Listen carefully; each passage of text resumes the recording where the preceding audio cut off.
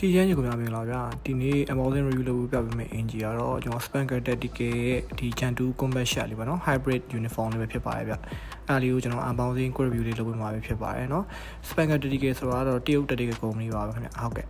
သူကတော့ကျွန်တော်တို့တခြားဟိုပါပေါ့နော်ဝေးနေကြဟာနေမတူတဲ့ဟာလေးဖြစ်တဲ့အတွက်ကြောင့်ကျွန်တော် review လုပ်ပေးရခြင်းဖြစ်ပါတယ်ဗျနော် name tag တွေပါမယ်နောက် website ကိုသွားပေးရတယ် QR code တွေပါမယ်နော် site ကတော့ A-cell ပါဗျကျွန်တော်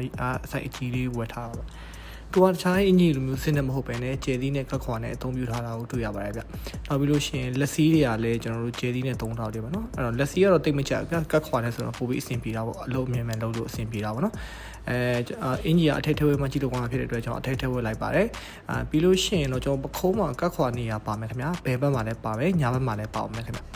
ဒါဆိုရင်ကက်ခေါ်ပါတော့ညီကိုတို့အတင်းတက်ဖို့ဝင်တစ်စိတ်ကတ်လို့ရပါတယ်နော်တထောင်ကာတော့မပါဘူးဗျာနော်အမှန်တော့မှာဟိုလေအသားလေးထည့်ပူပြီးတော့ချုပ်ပြီးထားမှာနော်